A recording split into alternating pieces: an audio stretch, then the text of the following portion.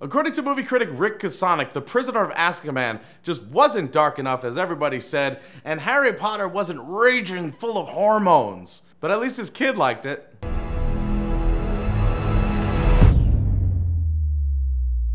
If it's your first time hanging out with us, make sure you hit the subscribe button. Now let's see what this critic has to say. Ever see a movie and then talk to people or read about it, only to end up with the feeling you must have seen a different version than the one everybody else was shown? Once, and it's when the movie Crash came out, because I saw the other movie Crash, which is about people who have sexual relationships with people who have been in car crashes. And it turned out that was a very different movie than what everybody was talking about. But I don't think that's what you mean. That's pretty much been my experience in the case of the latest Harry Potter installment. My 13-year-old son insists it's the best of the three. Why'd you have to bring that up? My 13-year-old son clearly doesn't like the way I review things. Let's move on. All I can say is I must have missed the greatest 5 minutes in the history of cinema when I made that run to the men's room. Feel it's not fair that you're paid to review movies and yet you left during the movie. Like all Harry Potter movies, this one is too long by half or so. For the better part of 2 hours, we wait for Gary Oldman to arrive on the scene and wreak black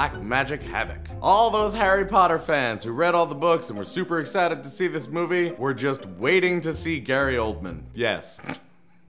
In the meantime, what we're treated to is less a story than a series of vignettes. Actually, vignettes may be too generous. A leisurely and loosely connected succession of excuses for showcasing J.K. Rowling concoctions is more like it. Everything leading up to Gary Oldman there was no plot there?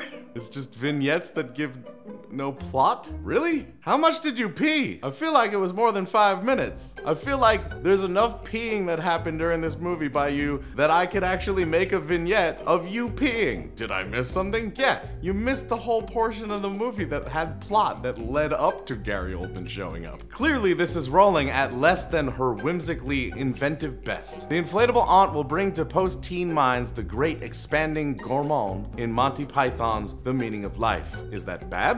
I can't tell if you're saying that's bad or not. Like, are you saying it was reminiscent, or it copied, or it was well done? Was it done better? It's just, you might think of this? That's the point of this paragraph? While watching Harry Potter, when they're using wands, you might think of other movies where wands have been used. Hold on, I gotta pee.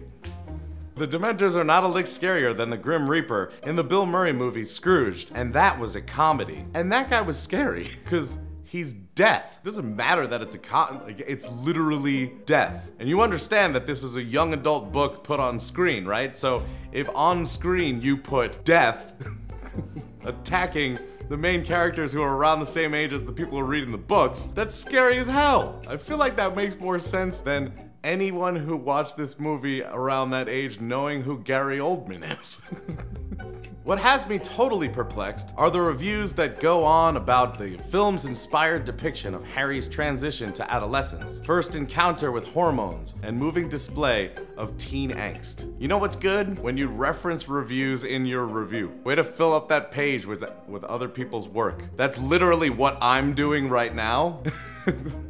But just for the sake of making fun of you. Also, I'm not getting paid by a respected publication to have some journalistic credibility. I'm wearing a shirt that says just blow it. In the version of the film I saw, Radcliffe certainly had left ladhood behind and sprouted into a handsome young man. But a few additional inches of height aside, I didn't notice a whole lot of difference in the wizard. Why, because you couldn't smell his armpits or you couldn't see what his wand does in the middle of the night? Harry has brooded over the loss of his mother and father since the first chapter. His angst hasn't anything to do with hormones. Why are hormones so important to you? Is it because your prostate's failing? Is it because your kid's 13 and you realize that this is something that's happening now and you're gonna have to have that talk? You know, about why My Chemical Romance is a terrible band? Or why looking at Hermione is like doing stuff?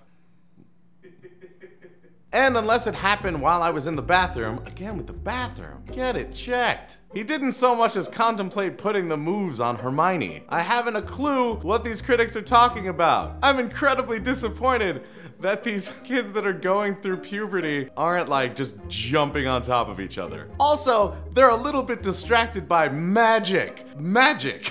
Like, if anything can distract a young boy from women, it's like turning things into other things. And like, I mean, this had a werewolf. It had a lycophyne in it. If you saw that, you'd be like, listen, Toots, I don't have time for this crap. There's a werewolf in front of me. This is Harry Potter, who, believe me, is in no danger of being mistaken for Holden Caulfield. And believe me, that was not their intention. Not to mention the fact that most of the people who read Harry Potter when they were little didn't read Catcher in the Rye. I'm baffled also as to why anyone would regard this installment as darker than either of the others. Chamber of Secrets, after all, unleashed a murderous giant serpent on innocent children, for God's sake. Exactly how is the presence of underfed floating prison guards more terrifying than that? Because of the themes. If all you had to do was put a giant snake in a movie to make it darker, then James Woods would be in tons of movies. That's a penis joke. He notoriously has a large penis. If my movie-going experience was magical in any way, it was only in that I once or twice nodded off for a spell. So you're falling asleep and constantly having to pee? I feel like you're interested in hormones because you need to get yours checked. Go see a naturopath or something. Good lord. Thank you so much for hanging out with us and watching us make fun of this stupid critic. If it's your first time here, hit the subscribe button, hit the like button to let us know you liked it. If you want to see another video from us, click one of the ones on the screen. And until we see you next time,